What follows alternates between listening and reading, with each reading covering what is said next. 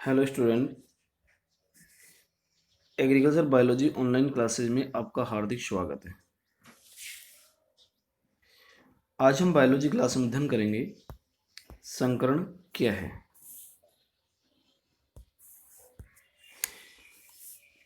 दो भिन्न जीन प्रारूप वाले पौधों में से नर जनक के परागकण मादा जनक की वर्ती कागर पर पहुंचाकर नई संतति प्राप्त करने को क्या कहा जाता है?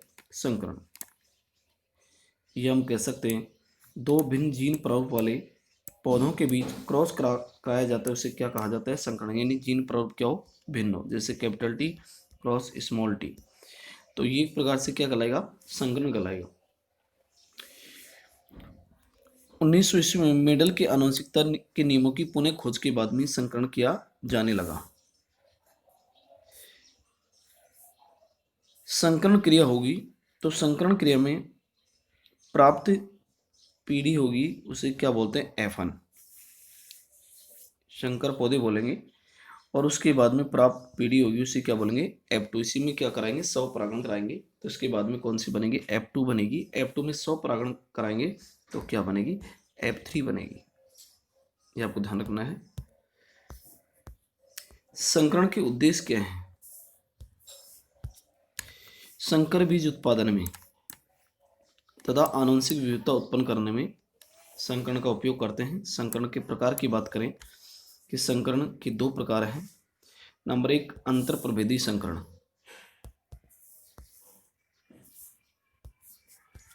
अंतर प्रभेदी संकरण क्या है? जब एक ही जाति की विभिन्न किस्मों, ध्यान रखें कि जाति क्या होगी? एक, विभिन्न किस्मों में संकरण कराया जाता है, उसे क्या कहा जाता है? अंतर प्रभेदी संकरण कहते हैं। पादप प्रजनन में अंतर प्रभेदी संकरण का प्रयोग सर्वाधिक किया जाता है। नंबर 2, अंतरजातीय या दूरस्थ संकरण। जब दो भिन्न प्रजातियों में संकरण कराया जाता है उसे कहा जाता है अंतरजातीय संकरण। यहाँ दो भिन्न प्रजातियां होती हैं। अंतरजातीय संकरण में दोनों प्रजाति एक ही जीन या अलग अलग जीन वाली हो सकती है, इसे विस्तृत संकरण भी कहा जाता है। अब बात करेंगे हम संकरण की विधियों की बात करेंगे। संकरण विधि के अंदर सबसे पहले जनकों का चयन किया जाता है।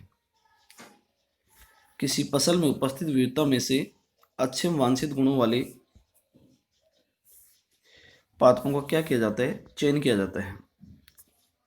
पादप के जिन लक्षणों में सुधार की योजना है उनका एक जनक में समुचित रूप से परिमाण में उपस्थित होना अनिवार्य है। पहले जनकों का चयन करेंगे, चयन के बाद में क्या किया जाता है?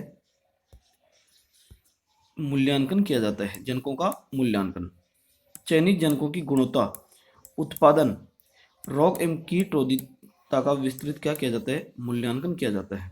याद रखें, चयन करेंगे, चयन के बाद में क्या करेंगे? मूल्यांकन। मूल्यांकन के बाद में किया जाता है विपुंसन। विपुंसन का मतलब परागकोश को हटाना, यानी पुंकेसर को हटाना। पराग कणों के परिपक्व होने से पहले परागकोश या पुंकेसर, ध्यान रखें, को चिमटी की सहायता से बाहर निकालना क्या कहलाता है? विपुंसन।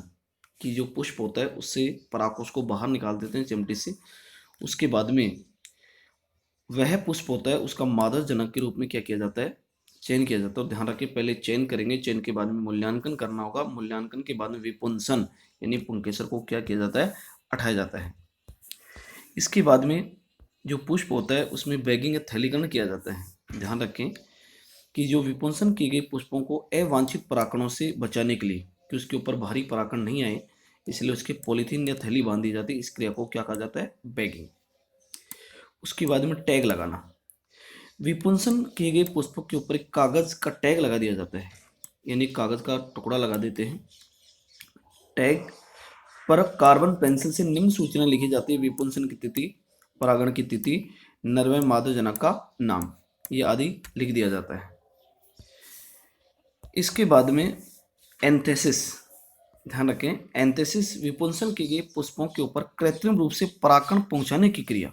इसके ऊपर क्या पहुंचाएंगे? परागकण पहुंचाएंगे, उस क्रिया को क्या कहा जाता है? एंथेसिस।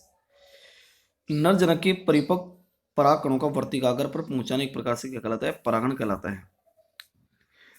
उसके बाद में F1 बीजों को एकत्रित करना व उनका भंडारण करना। परागण क्रिया के पश्चात संकरण क्रिया से उत्पन्न बीजों को सावधानी पूर्वक अलग अलग एकत्रित करके कागज के लिफाफे में रखते हैं तथा इनका संरक्षण करने के लिए कीटनाशी मिला दिया जाता है। तो अंत में क्या करते हैं, F1 बीजों को एकत्रित करेंगे और उनका क्या करेंगे, भंडारण करेंगे। तो ये है, तो पहला पद होगा, समझ चुके होंगे, चयन होगा, चयन के बाद में मूल्यांकन किया जाता है, मूल्यांकन के बाद में विपुंसन किया जाता है, विपुंसन के बाद में एक प्रकार से जो उसमें क्या करेंगे, टैग लगाएंगे, टैग के बाद में एंथेसिस होगा, एंथेसिस के बाद में F1 बीजों को क्या किया जाता है, एकत्रित किया जाता है तथा उनका भंडारण किया जाता है। तो आज के लिए इतना ही, धन्यवाद।